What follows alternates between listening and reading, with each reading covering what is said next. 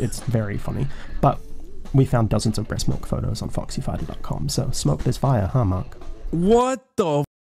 So when that shit came out, he probably was like, damn, someone else was also stealing breast milk.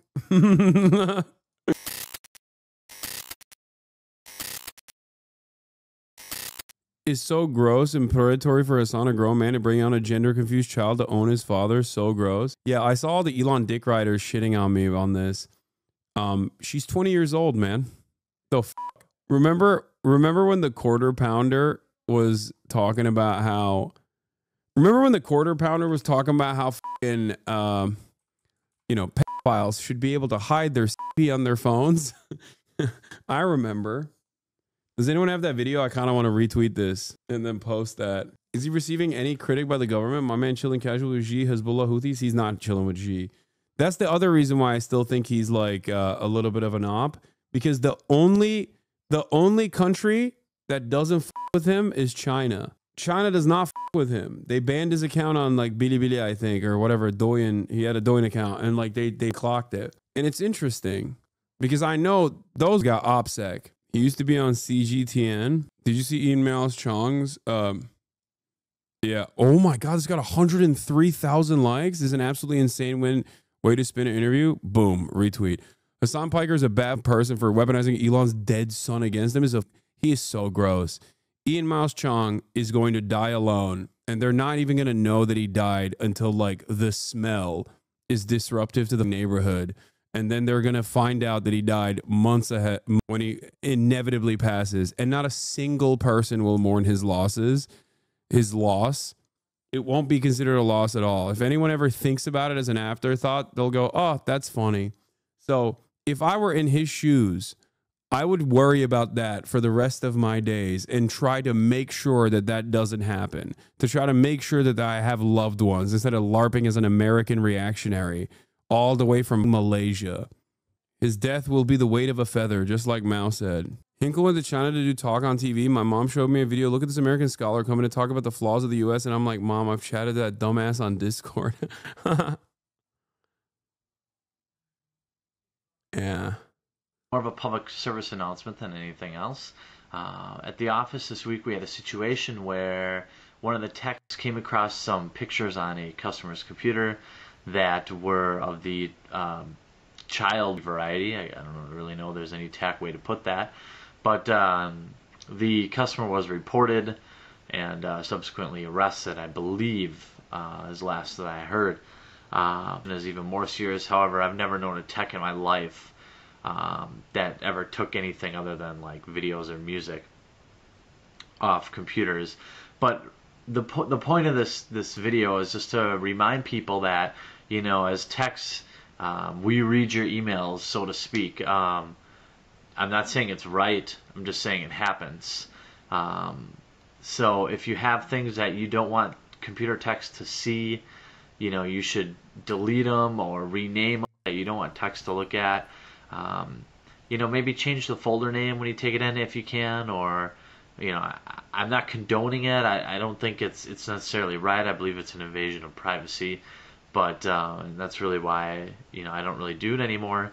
But I certainly did back in the day, and, you know, there's not a tech in the business out there right now that doesn't do it. It happens. So if you have these sorts of things, remember that computer techs do look at other things on your computer. It's sometimes it's by accident.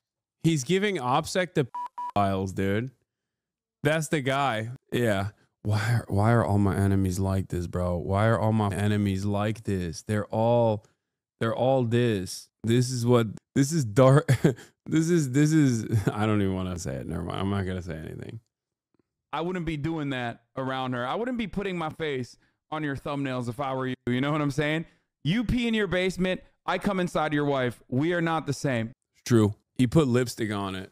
Wanted to make me look real pretty for his wife. So when I give her little kisses, he'll know at the end of the night, you know? Speaking of my enemies, we got Grummz on the docket.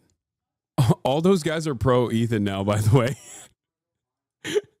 Quarter Pounder is pro Ethan now. It's awesome. That's the saddest part of being a foot soldier now, I think, is like in the past, they would probably love that I interviewed Vivian and all this shit. And now they can't even like openly enjoy that because that would, for them, that would mean treachery. That would mean disloyalty. Oh my God, the defense people are trying to run for Grummz. Wait, what is this? The lefties went too far. They doxed me.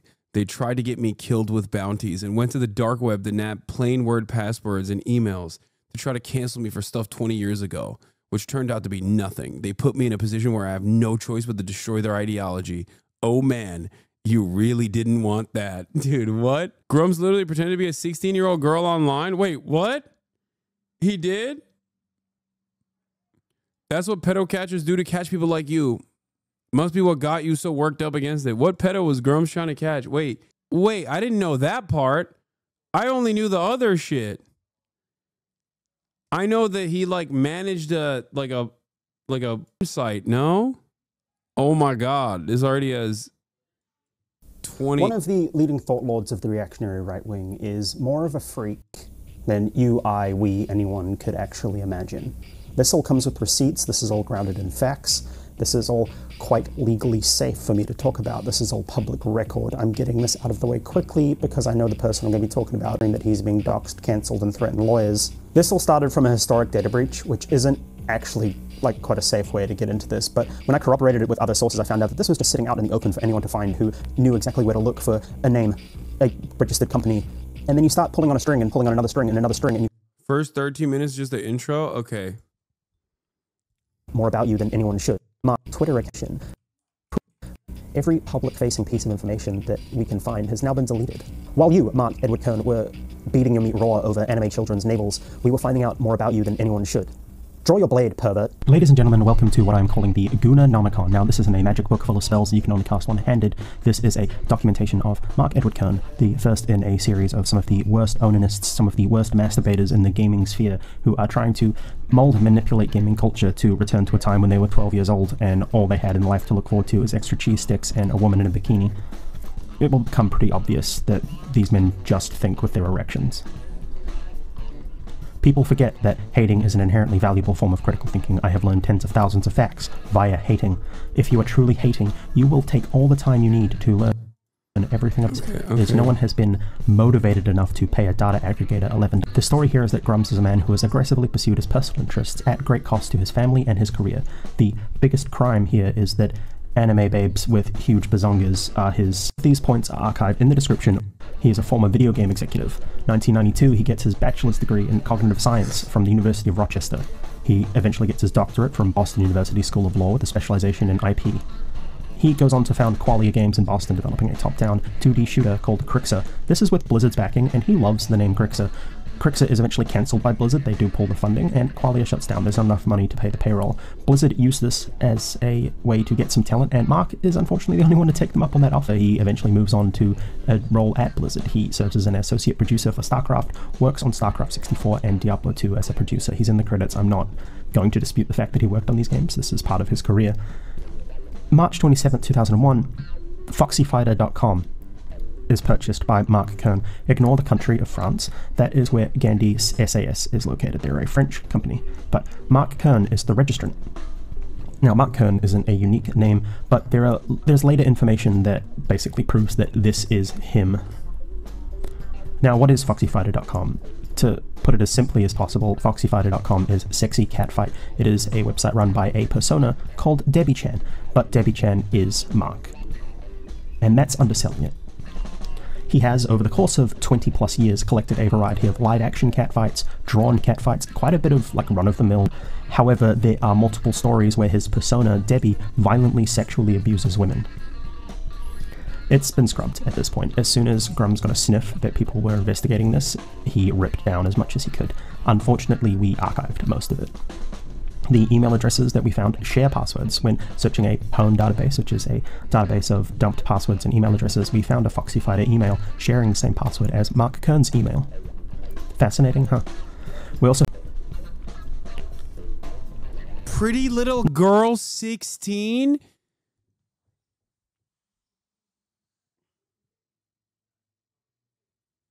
So he was like a whole ass 30-year-old man.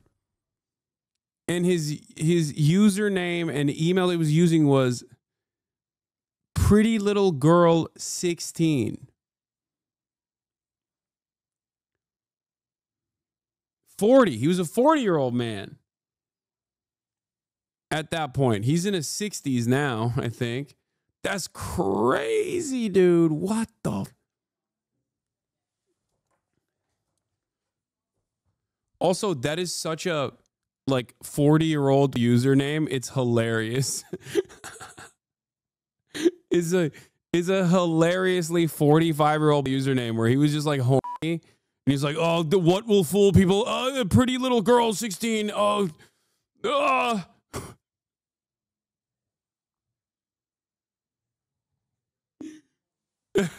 is the equivalent of typing boob into Google when you got horny. Disgusting. I'm just leaving that out there. Moving on. July 21st, 2001 is the earliest capture of foxyfighters.com. On February 28, 2002, Debbie wins second place in the third Seeking Femfights story competition, so he is actively making this stuff. And on March 24, 2003, we get RussianCatfights.com. This is another site owned by Mark. He confirms it on a Twitter post. March 22nd, 2004, we get an archive of Latina catfights. Bro, this guy wanted DEI catfights? What's going on? He doesn't want video game DEI, but he loves it when DEI is happening in catfights? Is that what it is? Am I getting this correct? He wants a Gap ad of different kinds of catfights from all around the planet. The hell's going on? Also, I still don't fully understand what catfights are, and at this point, I'm a little too scared to Google it, so I'm just not going to do that. I assume it's some kind of furry shit, right? Just say yes or no. Am I around? Am I close? It's wrestling. It's girls fighting. It's women fight. It's women wrestling. Okay. All right. This is also owned by Mark. June 28, 2004, access to Foxy Fighter goes for about $10 a month. Posts are stories and drawn artwork. November 13, 2004, World of Warcraft releases. This is effectively the pinnacle of Mark's career. He's credited as team lead. He says he works on drafting the TOS in ULA and does licensing with China. He leaves Blizzard shortly afterwards. He says he's going to go and be with some family, so I don't blame him. That was a very hard process, even if he was apparently a bit of a shithead. Look, no one's spoken about him in a good light at Blizzard, really, not in a way that I think a team lead should in this role. Very shortly afterwards, him and a few other Blizzard employees found Red 5 Studios. So he obviously had a couple of friends who wanted to work with him, but he's not really mentioned in a lot of these retrospective books. It's real fascinating. June 15th, 2005, RussianCatfights.com is closed due to changes in US law. No! The woke came after him. What? Wokeness came after him. And on August 18th, 2005, LatinaCatfights.com is closed to the same changes. So I don't want to point out that this is anything egregiously sinister. This was a change that was required in the industry to have verified records of the performers. Before this law, those records were not kept. Blizzard in 2008 had some problems. People were stealing breast milk from the fridge. This is attributed to Mark. People call him the breast milk bandit. He wasn't working there at the time, and he's not the breast milk bandit. It's funny to think he is. Please keep doing it. It's very funny. But we found dozens of breast milk photos on foxyfighter.com, so smoke this fire, huh, Mark? What the so when that shit came out, he probably was like, damn, someone else was also stealing breast milk? October 17th, 2008, as forum admin on freecatfights.com, Debbie recommends a Japanese breast milking series to another forum member and reveals that he owned LatinaCatfights.com. Now, you might notice that this is forum admin with a Batman avatar. This was scrubbed about a day ago. But this is him.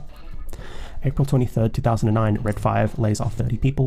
Reports of a studio purchase emerge. March 10th, 2010, that studio purchase comes through. A company called The Nine announces acquisition of Red 5 Studios, and Grummz becomes CEO. May 19th, 2010, Grummz buys a Leica S2 and a 70mm lens from OC Camera. Now, I bring this up because we match metadata from some of the live action photos on Foxy Fighter to this exact camera and lens types that we know he owns. September 3rd, 2010, Red... So this dude was just so, I mean, look, I don't have any issues with... I don't fully know what this catfight stuff is, and it seems maybe a little unethical, but if he was just and he's doing... He's contributing to the making of sex work. I don't really you know, as long as it's like done between consenting adults, like I don't really have that big of an issue with it. It's just kind of, so far, everything here is like, he's just a weird dude with a fetish. Red 5 announces Firefall at PAX.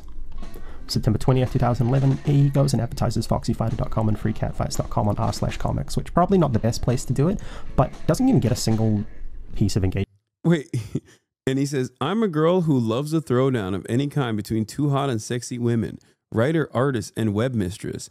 I put together 2 great sites for my passion, foxyfighter.com and freecatfights.com, which have grown to be the biggest sites for female wrestling on the web. On Foxy Fighter, I write and hire artists to help me create the hottest catfight in female wrestling and MMA stories for the web. We also have full catfight comics. What the fuck? He's using company funds to finance his porn business? Engagement, that's kind of sad. Come on, man, you're better posted than this. Even I can admit that, but dog. March 7th, 2011, he asks for models to star in fighting videos, so he's starting to move into the live action space at this point. And March 21st, 2011, model Megan Renee posts, I adore you, Mark, on his Model Mayhem profile. And that's his Model Mayhem profile, Studio Foxy Fighter. You see that little boxing glove image up the top right next to his profile? That one is an exact match to a camera lens I know he owns and a camera that he owns. Just a thought. October 5th, 2011, an IGN interview mentions Firefall will release soon. And he goes on to film a video of Randy Moore and Kimberly Jane. In January 18th, 2012, Red 5 skips E3 to protest SOPA. Mark is really big on hating SOPA, and he skips it and donates 50 grand, which was their E3 fund, to found the League for Gamers instead. League for Gamers is ostensibly a non-profit founded by Mark Kern. They style themselves as an advocacy group for video games, consumer-centric versus industry-focused. They represent the gamer. Red 5 paid this charity $50,000. He wired himself 50 grand from his slowly failing game studio, which I'm guessing is all that was left in the couch cushions at this point. Never logged the transaction with the state of California. This should be logged. It's not in the logs where we're checking. We can see other logs, but it's not there. He then waits for California to dissolve the non-profit, then started a for-profit Delaware Corp with the same name. That's bad. Why was this allowed? Is this all above board tax-wise? I'm sure the California AG would love to know about this and the rest of your tax dodges. June 6, 2012, Grummz offers his opinion on the Leica S2 and Nikon D3S, mentions using them for the last 2 years. This is, again, just here as an aside, he used these cameras and 100% owned them. They are a match for Foxy Fighter's content in the unscrubbed metadata. July 4th, 2013, you remember the Firefall bus? Well, that's shown at Anime Expo LA.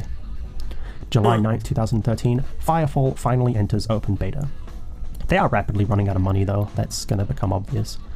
December 19th, 2013, he gets removed as CEO. They vote him out. July 29th, 2014, Firefall finally releases.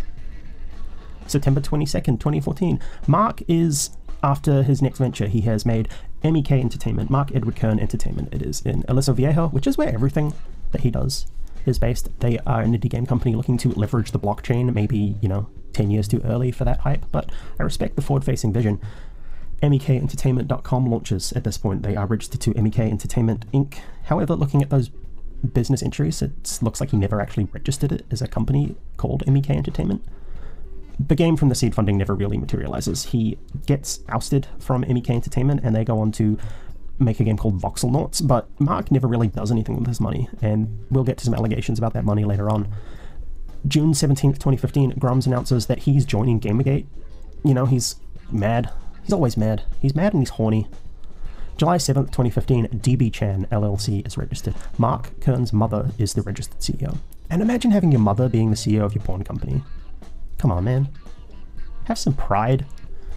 August 8th, 2015, MEK Entertainment changes to Retro Ronin Inc., which is a site about voxel noughts. No Mark. Mark is no longer working for Retro Ronin. And on September 14th, 2015, Crixa Labs LLC is registered. This is the same address as DB Chan LLC. Interesting. My question here is why? It seems legally sketchy to register 2 LLCs under your 80-year-old mom's name. My working theory is that this is... Skip this? Wait, why? This is disgusting, man. Wait, why is this disgusting? I mean, or why... He is disgusting, but like, why is this video disgusting? Is this Grummz? Is Grummz in the chat? Bunny Kai 2 on an alt?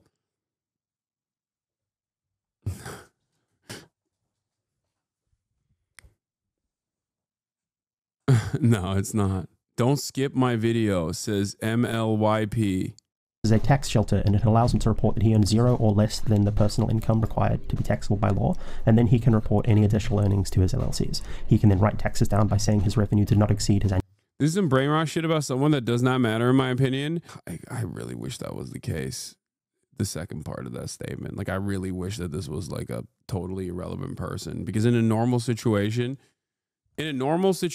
you're right. Like, why the fuck should anybody care about like a 60-year-old dickhead?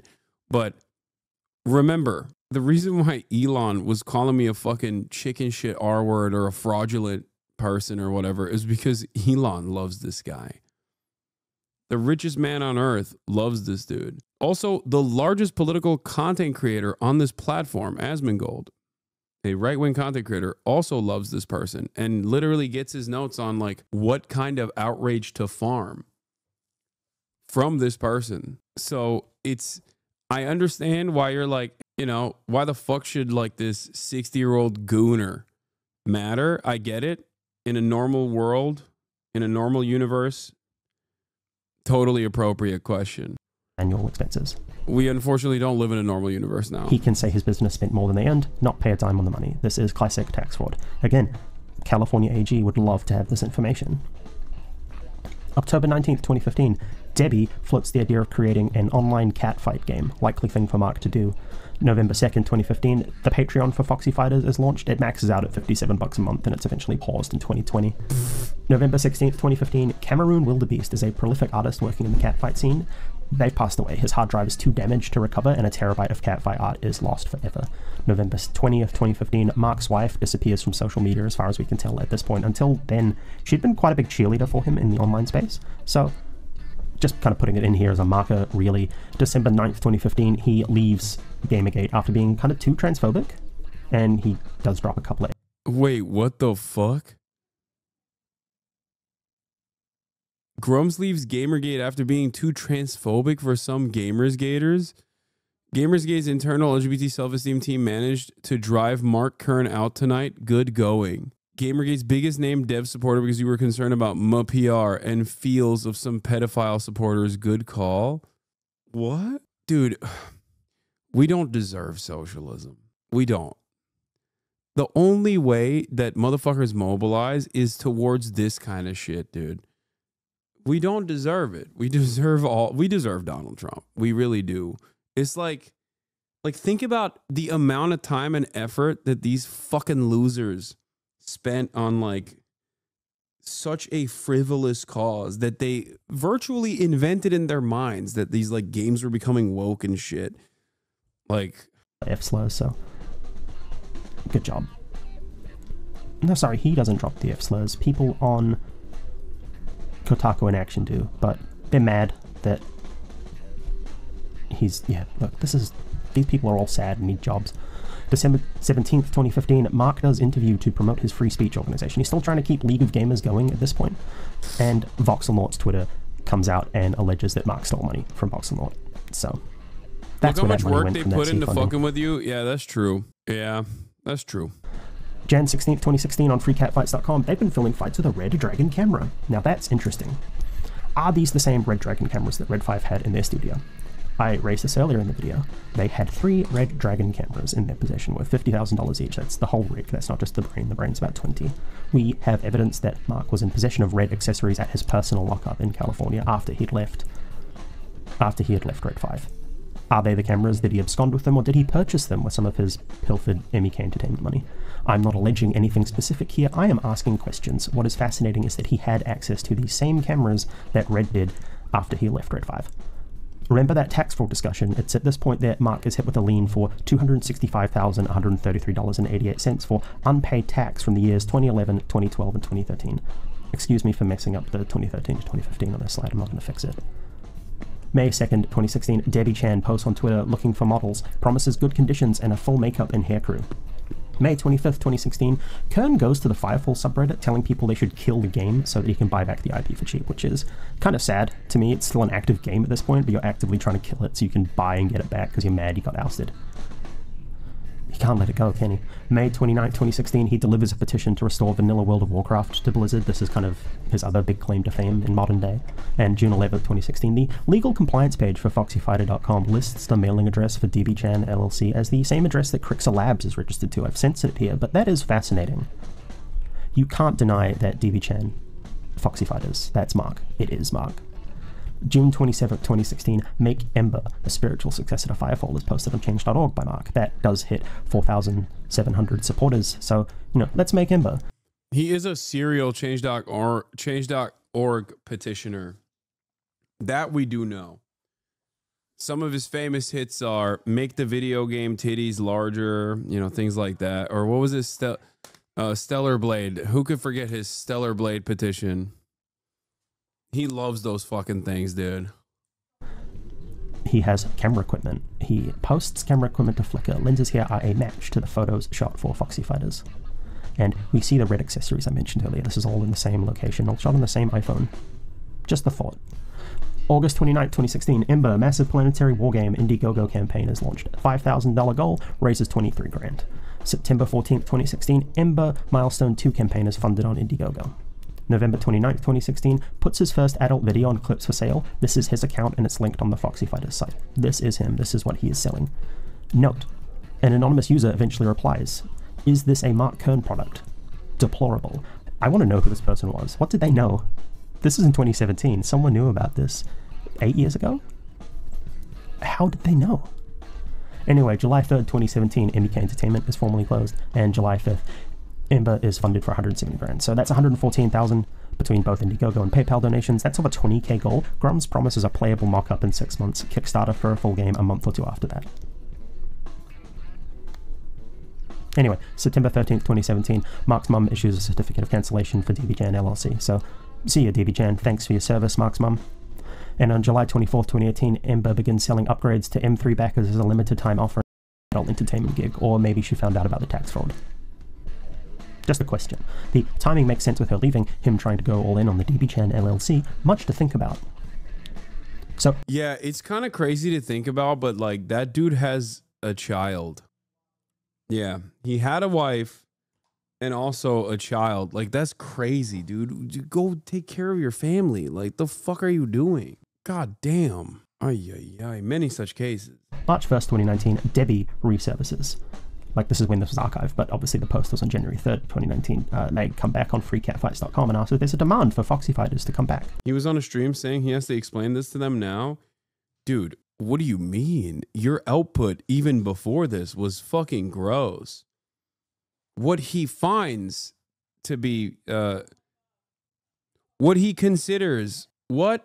personally considers content that he's proud of, his like normal output is gross, is disgusting.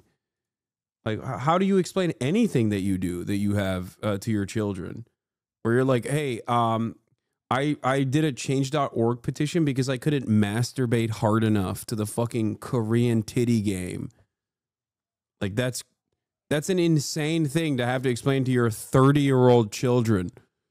Okay? Call CPS? No, he's like 60, Chad. His kids are probably like fucking my age, dude. What are you talking about? Like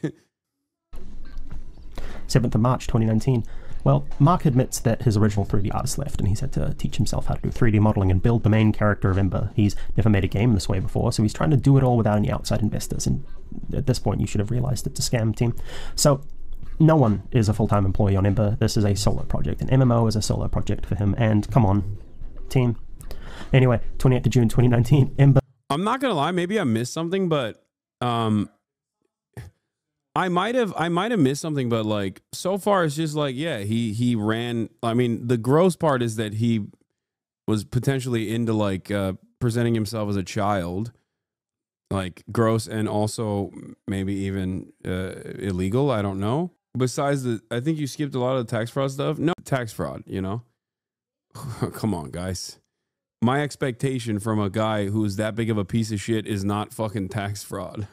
Like I'm not saying this isn't like I'm not saying this doesn't present a broader picture that he is like a creepy dude, but y'all are funny if you think that like this dude is. I mean, this is just part one. Maybe there's a part two to it that's like first playable. Worse overall. But he's just, it's who he is that makes this worse overall. But the worst, most damning, grossest shit is like him presenting himself as like at times a lesbian woman online, and then at other times as a child potentially. All is achieved. Gamers. Finally. 20th of August 2019, Foxy Fighter blog is offline. The DNS update needs to be required. Like, that's pretty simple, but this takes him a while. On the 5th of February 2021, Foxy Fighter is back online. Well done. Finally! Grummz is kind of wanking around at this point. He claims that he's not working on the game due to family reasons, but he's still just kind of shitposting on Twitter. And on 2nd of August 2021, Debbie releases a story called The Date. So while he's meant to be working on his crowdfunded game, he's actually just written adult literature on the crowdfunder's dime. And this is where that like violent sexual fantasy stuff comes in. 1st of December 2021, the Foxy Fighter URL lapses, a domain squatter grabs it for a hot minute. And 2022-2023, Grummz continues to radicalize himself on Twitter.com. The rate of his posting rapidly increases as he tries to make himself one of the big culture warriors, and he's deleted a lot of that stuff now. A lot of his tweets aren't in existence back past 2023, but his rate of tweeting has done nothing but increase even since then. 30th of Jan 2024, Debbie makes her last login on freecatfights.com. God bless. Foxy Fighter URL, still squatted. 26th of March 2024, Grummz tweets, bring back Rumble Roses. This is relevant because that's also Debbie's favorite game. 25th of March 2025, we are made aware of the Foxy Fighters connection, and at this point, archival attempts begin. Twitter user Juniper makes contact with Grummz for an interview request. Hey. He says yes. He is drunk at the time. He is drunk posting through it because he's mad that he got ratioed by Assassin's Creed. And when he wakes up the next day, Grummz blocks the hosts of Western Kabuki and begins to delete his past history as Foxy Fighting and Debbie-chan. It's Joba. Never been more Joba. So now what? This wasn't hard to find. We have archived all of it, so I'm going to be very careful with how I phrase the next things. The rest of it's all just been questions and statements of fact. Most of the previous portion, pure fact record. Mark Kern is the owner of Foxy Fighters and has a pattern of consistently ignoring his day job to focus on it. He has a history of mismanaging money. He has potentially committed tax fraud that the California AG will be very interested in. He has consistently lied about progress on his games and has failed to make anything commercially successful since he was a team lead at Blizzard. It is my opinion that these games at Blizzard succeeded despite him rather than because of him. Yeah.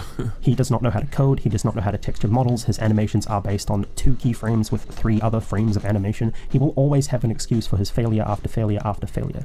This man is sad. If you keep funding him or supporting him, you are willingly throwing your weight behind someone who has deceived and defrauded thousands of people while trying to position himself as a savior of gaming. There are people in the Ember Discord who have said they are afraid they are going to die before the game comes out.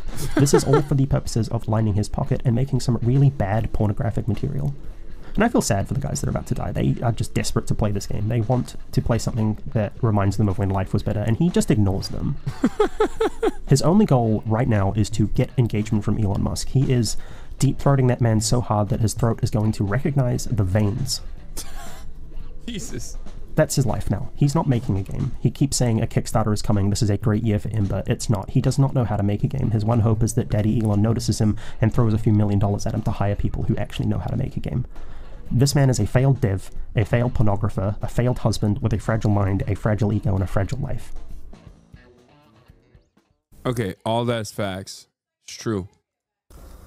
That's the timeline.